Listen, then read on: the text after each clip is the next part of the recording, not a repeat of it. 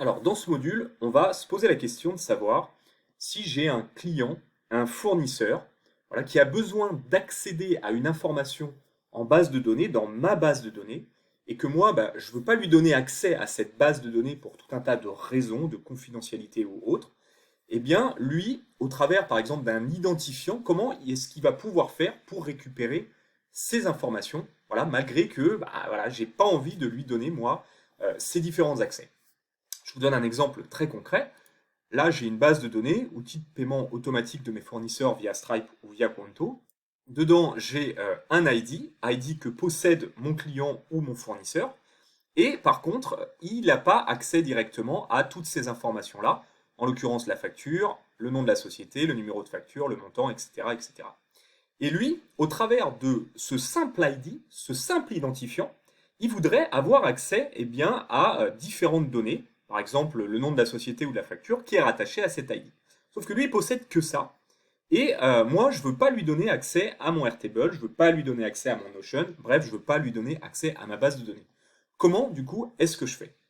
Eh bien, par l'intermédiaire d'une simple petite interface que je vais pouvoir plugger, ajouter, mettre à disposition sur mon site internet, par exemple, il aura juste à rentrer son ID, son identifiant, et moi, je vais pouvoir, tout simplement, lui fournir en retour ces données. Et ça, on va le faire grâce à ce qu'on appelle la fonctionnalité du Webhook Response. Alors concrètement, comment est-ce que ça fonctionne? Donc, on va commencer par créer, comme on l'a déjà fait précédemment, un custom Webhook. Voilà. Ce custom webhook, donc on va faire add et on va l'appeler, on peut lui laisser un nom au hasard, voilà, vous pouvez véritablement l'appeler comme vous voulez, ça n'a aucune importance, si ce n'est que de pouvoir justement après vous repérer par rapport à vos webhooks, les trier, etc. Mais sinon vous pouvez laisser là par défaut. Ensuite vous faites save, et là, comme vous le savez déjà, il vous donne une route, une adresse justement, qui va pouvoir recevoir les data, les données. Donc pour ça, on va cliquer sur Copy Address to Clipboard. Voilà. On va faire OK. On va le lancer. Moi, j'aime bien toujours faire ça. Et là, on va ouvrir un autre onglet. On va coller la route, le lien donc qu'on est allé chercher précédemment ici. Et là, vous allez voir, quand je vais appuyer sur Enter, il va me faire Accepted. Et là, immédiatement, hop, et instantanément, mon webhook s'est déclenché. Bon, là, en l'occurrence, il n'y a rien, c'est normal, puisqu'on n'a pas posté, on n'a pas envoyé de data, de données. Mais en tout cas, on sait que c'est fonctionnel. Quand j'appelle cette route depuis un navigateur, eh bien, il y a quelque chose qui réagit dans Make. Donc ça, c'est OK. Une fois qu'on a fait ça, eh bien, on va s'amuser à le connecter à ma base de données pour laquelle j'ai pas envie de donner de droit d'accès justement à mon client, à mon fournisseur ou peu importe. Mais par contre, par rapport à un ID que lui possède, j'ai envie de lui donner, je le rappelle, accès à ces informations-là. En l'occurrence là, la société, le numéro de la facture. Donc comment est-ce que je vais faire? Eh bien, je vais venir connecter ma base de données et je vais faire un church record. Pourquoi un church record? Parce que l'idée, c'est que au travers de mon ID, de mon identifiant que possède mon client, mon fournisseur, et là en l'occurrence 66, je veux qu'il puisse justement obtenir ces données-là. Voilà. Donc du coup, il va aller chercher dans ma base de données. Donc, quand on va chercher une information dans une base de données, on fait un search record, cherche un enregistrement, tout simplement. Donc je clique dessus. Voilà, donc là, il me charge ma base de données. Si jamais vous n'avez pas accès à vos différentes bases de données, vous faites add et vous vous connectez en Airtable OAuth. Voilà, il va vous demander login et mot de passe qui vous ont permis de vous inscrire sur Airtable ou de vous connecter à Airtable. Vous faites OK, il va vous connecter et après, il va vous demander de choisir votre base de données. En l'occurrence, moi, ma base de données, elle s'appelle, c'est le nom qui est ici, outil paiement automatique de mes fournisseurs via Stripe ou Conto. Donc là, on va taper outils, paiement automatique de mes fournisseurs Stripe Conto. Donc c'est le nom de ma base. Ensuite, il va le demander le nom de ma table. La table, elle est toujours là. Là, en l'occurrence, moi, c'est au travers de l'ID que je vais récupérer ces données qui sont dans la table facture. Donc en l'occurrence, je vais aller chercher la table facture. Il va me demander la view. La vue, elle n'est pas obligatoire, mais bon, on peut la mettre, c'est celle ici. C'est celle qui référence les données, liste des factures. Tac. Ensuite, quelle information tu veux aller chercher. Alors, je pourrais aller sélectionner uniquement société et numéro de facture. Moi, par défaut, je vais aller lui dire de chercher partout. Voilà. Et là, ce qui va être intéressant, c'est la formule. Donc, la formule, qu'est-ce que c'est? Eh bien, c'est qu'est-ce que je vais aller justement lui retourner, qu'est-ce que je vais aller chercher. Là, en l'occurrence, moi, ce qui m'intéresse, c'est l'ID. Donc, l'ID, c'est ce champ-là, ID, là. Vous voyez, hop, je peux le copier-coller. Hop. Donc, c'est ce champ-là, moi, qui va m'intéresser d'aller récupérer. Donc là, on va faire égal. On va mettre des petites, voilà, des petites guillemets. Là, bah, j'ai absolument rien qui émane du module précédent. Alors pourquoi? Bah, c'est tout à fait normal. Pour ce faire, donc on va faire awk. Bon, ça va générer forcément une erreur parce que j'ai rien mis ici dans la formule. On va aller récupérer ma route. Voilà, copy to clipboard. On va faire ça. Et on va rentrer justement dans la query. Voilà, on va faire un petit point d'interrogation. Voilà, juste ici. Et là, on va taper ID égale. Et là, en l'occurrence, moi, c'est le 66 que je veux récupérer. 66. Voilà. Donc là, j'ai ma route, j'ai mon chemin, jusqu'ici. Et je vais lui demander, je vais rentrer dans la query, en paramètres, qu'il aille interroger justement l'ID 66 au travers de cette petite requête-là. Et donc, quand je vais faire ici, là, je vais lancer justement mon webhook. Et que là, je vais cliquer sur Enter. Immédiatement, il va me faire un Accepted. Et là, vous allez voir, hop, il est venu me récupérer l'ID 66. Et donc, qu'est-ce que je vais pouvoir faire ici? Dans la partie formule, tac, je vais pouvoir, cette fois-ci, récupérer mon ID 66 parce qu'il apparaît bien. Voilà. Alors, là, dans la limite, vous pouvez, enfin, c'est ridicule de laisser 10 puisque c'est des 1, 2, 3, c'est des identifiants uniques. Hein. On est dans la première colonne. Donc, il ne pourra jamais aller chercher plus qu'un seul élément. Donc ici, vous pouvez mettre 1, ça suffit amplement. Donc du coup, votre search, là, il est configuré. Il a bien reçu en paramètre, alors là, on lui a mis à la main, hein, il a bien reçu l'identifiant que cherche à atteindre, à avoir votre client, votre fournisseur. Voilà. Quand il a lancé la requête, le webhook s'est déclenché instantanément, immédiatement. Il l'a bien réceptionné l'ID 66. Il l'a transféré au search record du module Airtable. Et, alors là, en l'occurrence, il n'a rien trouvé, mais vous allez voir. On va le relancer. Hop, on va sauvegarder. On va le relancer. Parce qu'on ne l'avait pas configuré. On va faire relancer la route avec le paramètre de l'ID 66. Et là, hop, immédiatement, cette fois-ci, ça a fonctionné. Il m'a bien récupéré, au niveau du bundle, toutes les informations qui émanent de l'ID 66. Donc là, la société Propreté Service. Propreté Service.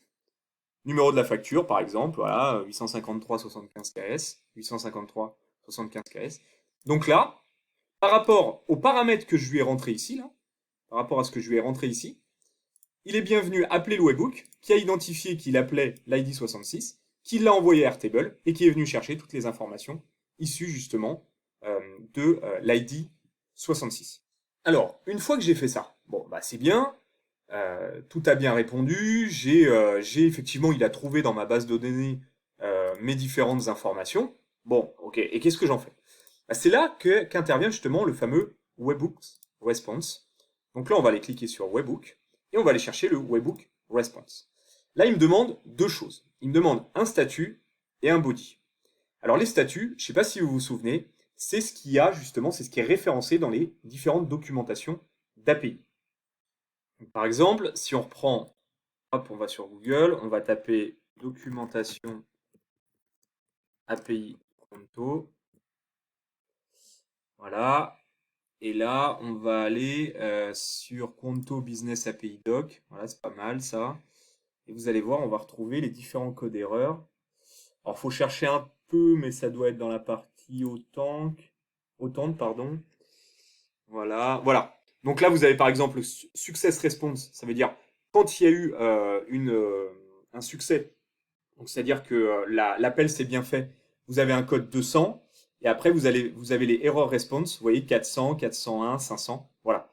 Donc c'est ça en fait que vous retrouvez ici. Donc nous, ce qui nous intéresse, c'est quand justement l'appel s'est bien passé et qu'on reçoit un code justement success response, un code 200. Donc là, finalement, on n'y touche pas, c'est ce qu'on veut, donc ça tombe bien. Mais on pourrait très bien mettre, dès que tu reçois un code 401, voilà, ou 400, 401 ou 500, eh bien que tu m'envoies par exemple un mail pour m'en informer. Donc c'est possible, et dans ces cas-là, ici, il faudrait rentrer 400, 401 ou 500. Là, en l'occurrence, nous, ce qui nous intéresse, c'est sur un code 200, pouvoir renvoyer justement des informations à mon client, à mon fournisseur, qui aura saisi au préalable l'ID 66. Donc, on reste sur le statut 200. Et là, on va créer dans le body, justement, la réponse. Finalement, ce qu'on va lui renvoyer. C'est ici qu'on va créer ce qu'on lui renvoie. Donc là, je vais mettre du JSON. Hein, on l'a vu dans les modules précédents. On va créer justement un body au format JSON. Voilà. Donc là, on va mettre deux petites, alors une accolade, pardon, deux petites guillemets là. Hop. Alors, je recommence. On va mettre une accolade, guillemets, guillemets. Donc moi, ce qui m'intéresse, c'est la société. Deux petits points, guillemets, guillemets. Je vais aller récupérer la société, par exemple. Voilà. Là, je vais faire virgule. Et ce qui m'intéresse aussi de récupérer, donc là, guillemets, guillemets, numéro de la facture, ça m'intéresse aussi. Je vais mettre deux petits points. Voilà. Guillemets, guillemets. Numéro de la facture, il est là. Bon, voilà. Après, c'est juste pour l'exemple, hein, que vous compreniez. Et là, je vais venir fermer avec une accolade mon JSON. Et normalement, on a une structure de body qui est pas mal. On fait OK. Et de toute façon, bah, il y a juste à le tester. On va faire ça. On va aller là. Donc là, hein, je vous rappelle, c'est la requête. Je vais la refaire. Donc c'est cette route-là, pardon, ce lien-là qu'on a copié, qu'on a collé ici. Vous voyez, hop. Et où on est venu à rajouter justement en paramètre, avec le point d'interrogation, le champ qu'on voulait, égal à 66. Donc c'est le champ qu'on veut, celui-là, égal à 66. Voilà. Là, je vais lancer le webhook. Je vais cliquer sur Enter. Il me dit Accepted. Et vous voyez, il me renvoie immédiatement quelque chose. Voilà, ça spoil un peu, mais bon, c'est pas grave. Donc là, il a reçu 66. Il est allé chercher en base de données l'ID 66 et les informations qui en émanent, qui en découlent. Et derrière, qu'est-ce qu'il a renvoyé comme réponse? Eh bien, moi, je lui ai demandé de me renvoyer la société et le numéro de la facture. Et hop, on va aller voir ça tout de suite. Il m'a renvoyé la société, hop, propreté service, et le numéro de la facture, hop, qui est ici. Donc là, on a bien les informations, hop, je recommence, voilà, dont on avait besoin. Alors, une fois qu'on a ça, bon, c'est super, c'est très bien, mais c'est quand même un peu technique. Vous imaginez un de vos fournisseurs lui dire, eh ben, c'est pas compliqué, tu prends cette adresse-là, hop, tu la copie-colles dans ton navigateur, tu marques point d'interrogation, ID égale, et tu mets ton numéro, tu fais Enter, et je vais te donner la réponse, voilà, je vais te la renvoyer par mail. Bon, clairement, c'est hyper technique, c'est un peu crado, enfin, c'est quand même pas le top. Donc du coup, ce qu'on peut s'amuser à faire, eh bien, on pourrait s'amuser fonctionnellement à créer une petite interface. Donc c'est ce que j'ai créé ici. Voilà. On pourrait créer une petite interface où là, votre fournisseur, votre client, peu importe, il aurait juste à rentrer son ID, 66, et à cliquer là sur envoyer pour obtenir dans cette case-là, dans ce text area, les différentes informations. C'est complètement possible. Donc là, c'est pas un cours sur de l'HTML et du JS, hein, mais globalement, vous pourriez très facilement, d'ailleurs via un chat GPT, lui demander de vous créer ce type d'interface, voilà, et de pouvoir le mettre à disposition ensuite sur votre site internet pour que votre client il ait plus qu'à taper l'identifiant et recevoir ses infos. Alors on va voir comment ça fonctionne. Donc on va faire un petit refresh. Donc là, je vais faire un run. Et cette fois-ci, je ne vais pas passer par là. Je vais passer par là. Je vais taper donc 66. Hein, je vous rappelle, c'est l'identifiant qui est là. Et nous, ce qu'on souhaite, c'est donner à notre client les informations société et numéro de facture. Hop. Et quand je vais cliquer sur envoyer, immédiatement, ça va déclencher mon webhook. Et ça va venir me chercher.